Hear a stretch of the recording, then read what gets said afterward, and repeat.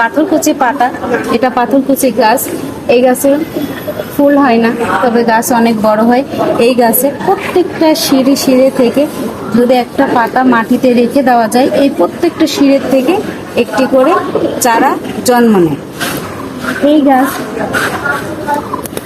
অনেক রোগের উপকারে আসে, যেমন কিডনির পাথর অপারেশন, পেট ফাঁপা, জন্ডিস, পাইলস, ত্বকের যত্ন, মৃগী রোগের, শরীরে জ্বালা পোড়া ইত্যাদি বিভিন্ন কাজে এই গাছের পাতা আমাদের উপকারে আসে।